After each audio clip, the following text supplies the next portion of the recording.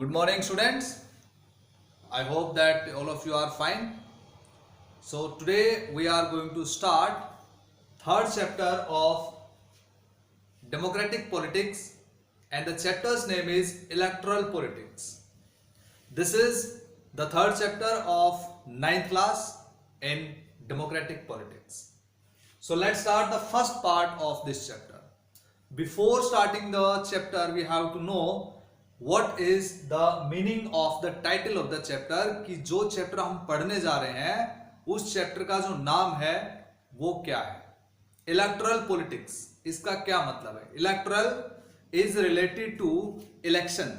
This is related to the system in which elections are conducted, that is electoral politics. Electoral politics, it means in the elections the parties, different kinds of candidates and different parties with the different ideologies, they try to fight election, they try to win election, and to win election they campaign in different ways. तो एक party दूसरी party को criticise करते हुए, अपनी party को specific बताते हुए, अच्छा बताते हुए और इलेक्शन जीतने की कोशिश करती है.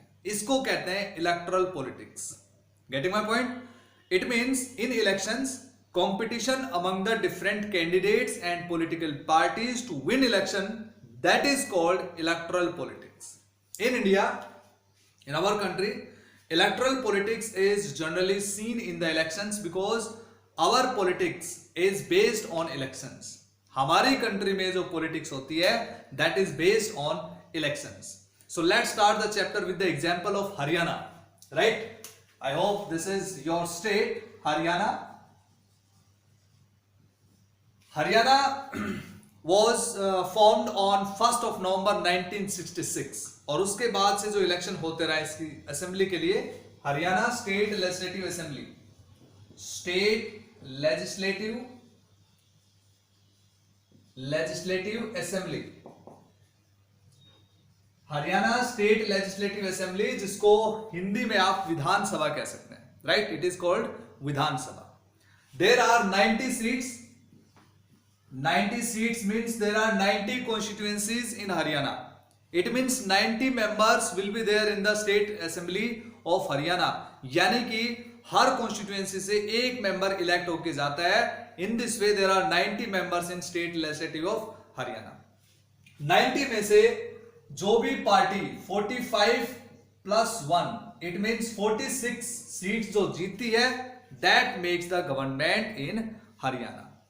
ये अगर अकेली पार्टी कोई सीट अगर ना जीत पाए तो दूसरी पार्टी के सपोर्ट से सरकार बना लेती है. That is कोalition government. That is called कोalition government. Haryana में क्या हुआ?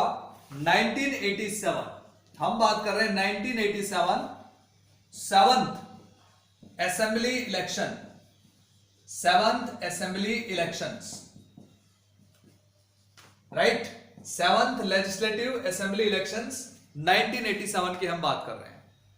उस समय हरियाणा में इंडियन नेशनल कांग्रेस की गवर्नमेंट थी and Chaudhary Bansilal was the chief minister of Haryana. कब? 1987 में. And he belong to Indian National Congress. It means जब इलेक्शन होने वाले थे 7th असेंबली के, तो उस समय कांग्रेस की गवर्नमेंट थी. उससे पहले चौधरी बंसीलाल 1986 में हरियाणा के सीएम बने थे और 1987 में जब इलेक्शन होने वाले थे 7th असेंबली के, तो उस समय वो कांग्रेस के कैंडिडेट के फॉर्म में, और he was the chief minister of Haryana. तो 1987 का इलेक्शन का जिक्र हम क्यों कर रहे हैं? Because it was very special, because the people were not happy with the functioning of the government, and at that time one leader, popular leader, got the opportunity of unpopularness of the Indian National Congress. Chaudhary Devilal, he was the chief of Haryana Sangharsh Samiti. Haryana Sangharsh Samiti, he was the chief of Haryana Sangharsh Samiti, Chaudhary Devilal. And Chaudhary Devilal started a Nyaya Yudh. Nyaya Yudh, that is also known as justice, struggle for justice in election campaign in these elections, right? 1987 में जो election होने वाले थे उन elections में जो election campaign चल रहा था, जिसको आप चुनाव प्रचार कहते हैं, हर पार्टी अपने फेवर में ज्यादा से ज्यादा लोगों को अट्रैक्ट करने की कोशिश करती है, यही इलेक्टोरल पॉलिटिक्स है। Getting my point? So just we are discussing about this example, after that will solve some questions. कि हरियाणा में जो 1987 में 7th असेंबली इलेक्शन होने वाले थे, उसमें different parties were propagating, different parties were campaigning in favour of them to attract more and more people, right? तो उनमें से एक नाम था चौधरी देवीलाल का। He was the chief of Haryana Sangharsh समिति and he started struggle for justice, मतलब न्याय युद्ध। कैंपेन का पूरा असर पड़ा। He was old person of 76 years, right? And the people attracted towards his speeches, और काफी ज्यादा लोग उनके फेवर में आ गए। रिजल्ट क्या हुआ? What was the result of election?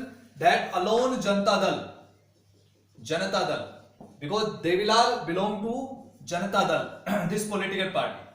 Janata Dal की 60 सीटें आई, अकेली जनता दल की, and 16 seats of supporting parties, those who were supporting Janata Dal, total 76 seats.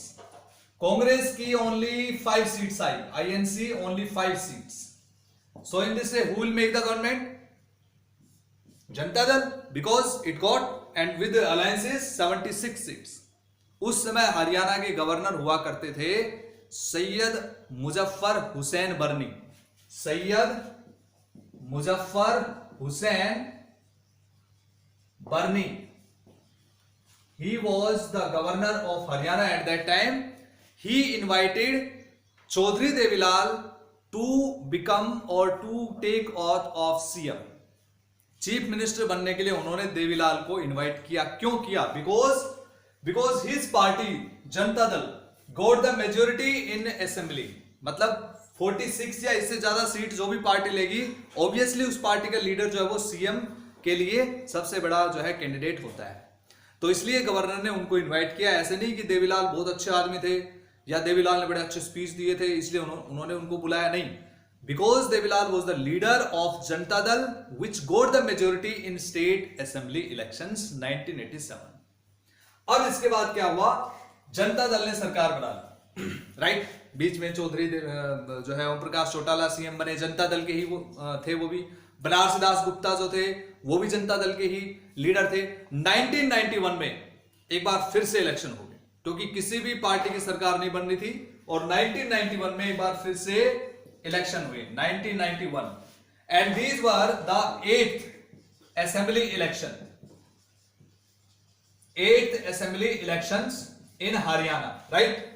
इस इलेक्शन में जनता दल फिर से हार गया and Congress made the government and Chaudhary Bhajanlal became the chief minister of Haryana, right? In 1991 Bhajanlal became the chief minister of Haryana, Bhajanlal, right?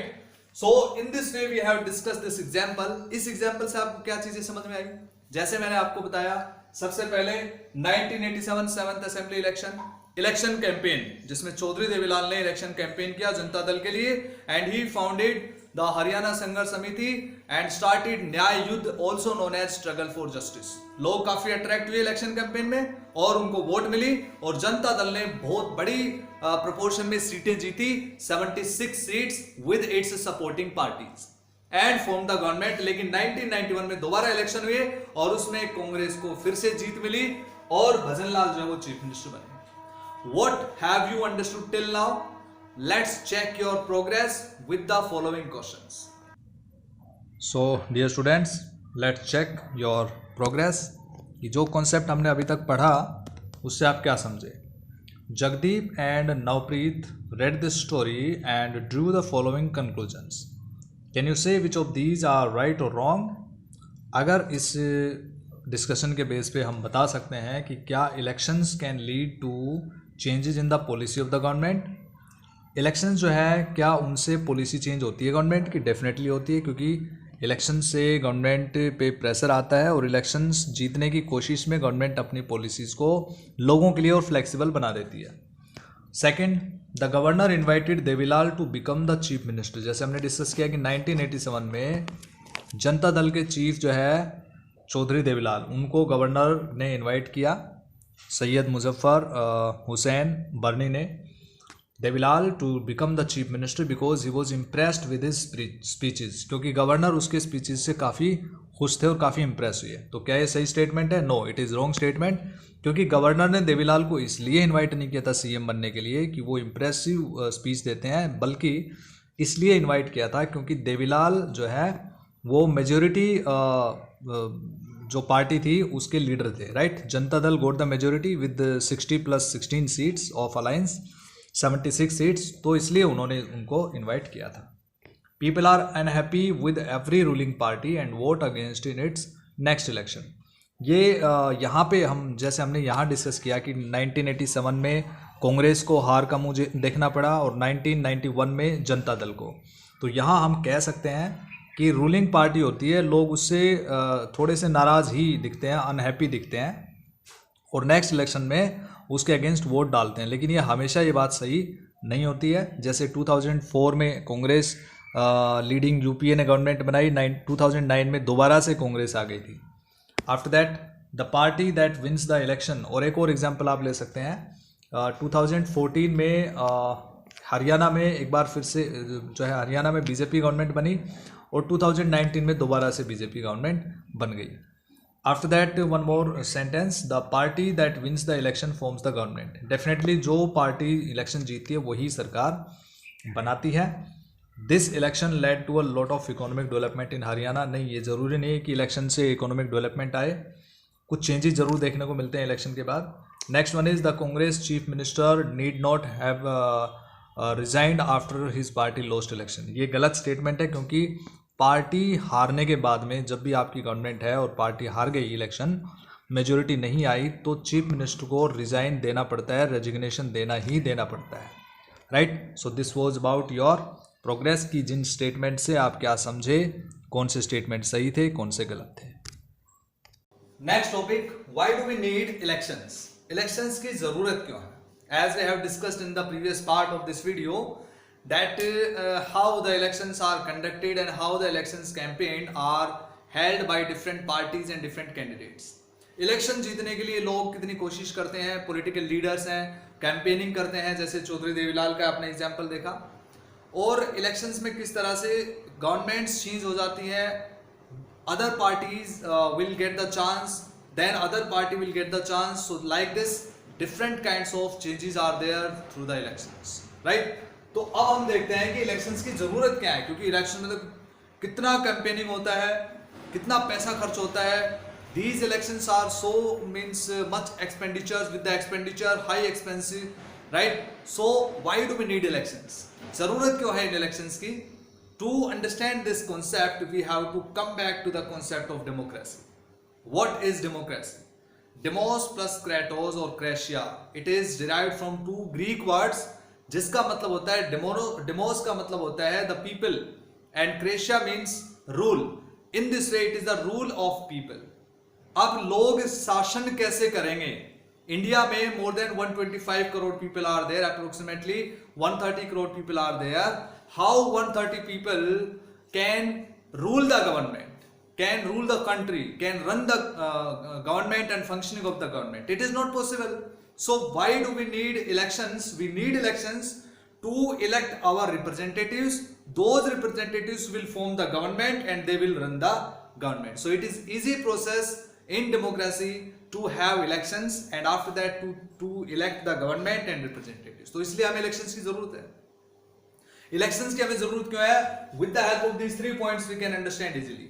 देखो, first of all you have to explain that democratic system is based on elections.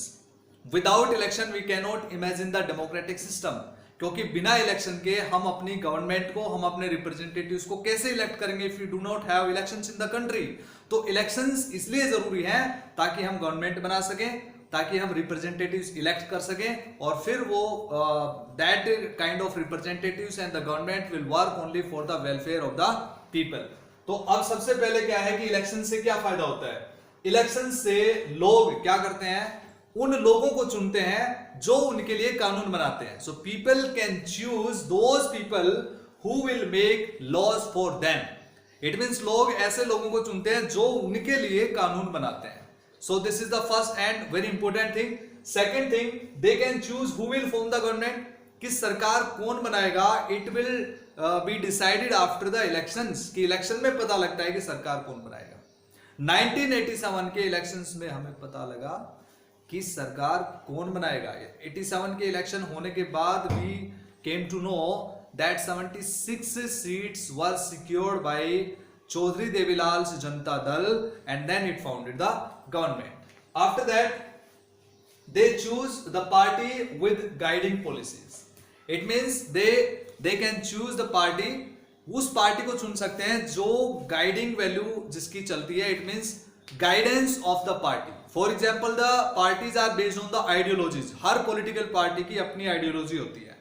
Congress की अपनी ideology है, इसी तरह से BJP की अपनी ideology है। So in this way we can say that guiding values are there और guiding policies are there of particular political party after which that party will make the government. तो इसमें क्या होता है, इलेक्शन से हमें पता लगता है कि हमें कौन सी पॉलिसीज वाली पार्टी चाहिए, उसी पार्टी को हम वोट देते हैं और फिर वो पार्टी सरकार बनाती है, तो वो अपनी गाइडिंग पॉलिसी से सरकार को चलाती है। So elections are very necessary to choose the party, particular party, to have the guiding policies particular we want and the people want. तो ये हो गया आपका कि हमें इलेक्शंस क्यों चाहिए। We need elections because we have to elect our representatives, we have to form the government. So this is the topic. I hope that you understood. आपको समझ में आ गया होगा कि हमें इलेक्शन क्यों चाहिए। Last and final topic of this video is what makes election democratic. हमें इलेक्शन जो है वो डेमोक्रेटिक इलेक्शन चाहिए, लेकिन कौन से इलेक्शंस डेमोक्रेटिक होते हैं और किन चीजों से बनता है। What is democratic election? Democratic election means in the elections democratic principles are adopted, that is called democratic principles or democratic elections.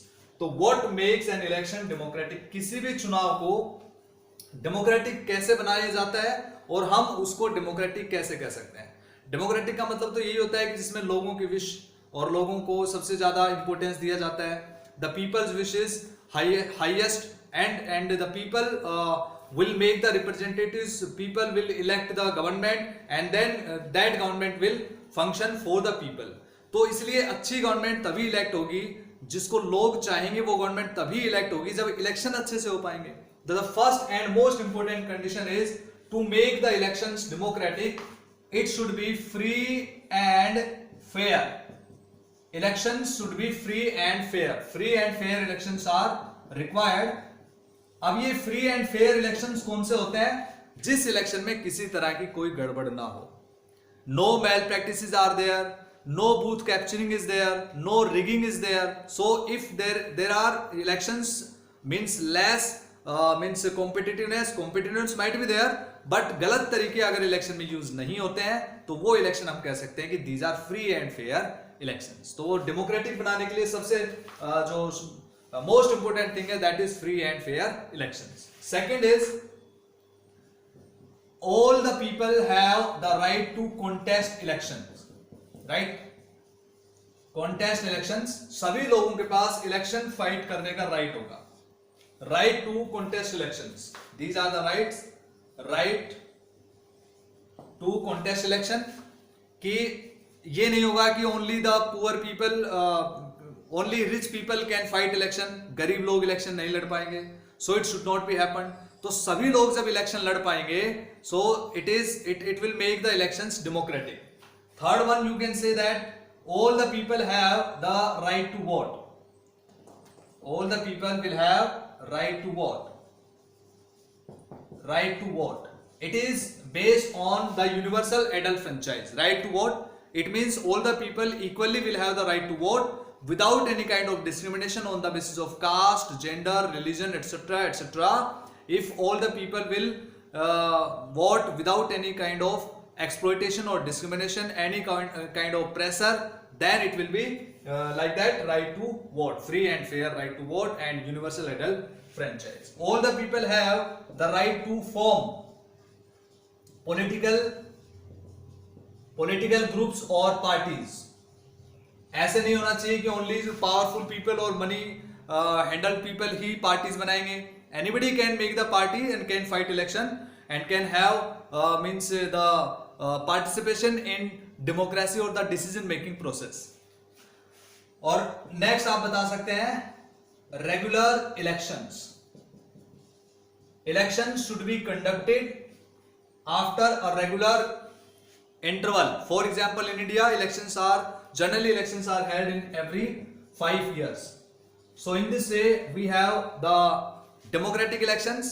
तो डेमोक्रेटिक इलेक्शन कौन से हो गए? जो फ्री एंड फेयर होते हैं, यानी कि जिसमें कोई गड़बड़ झाला नहीं होता है, किसी तरह का मेल प्रैक्टिसेस और बूथ कैप्चरिंग एक्सेट्रा नहीं होता है.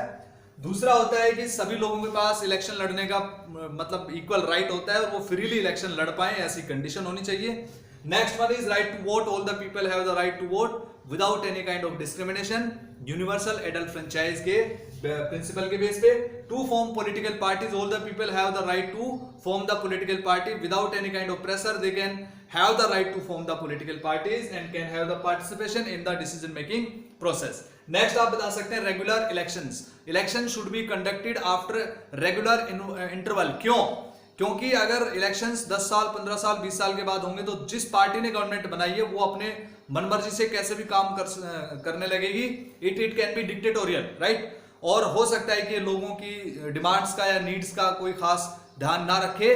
तो इसलिए रेगुलर इंटरवल के बाद अगर इलेक्शन होंगे तो the party in the government will be worried about the next election, कि अगर लोग नाराज हो गए तो नेक्स्ट इलेक्शन में तुम्हारी पार्टी हार जाएगी.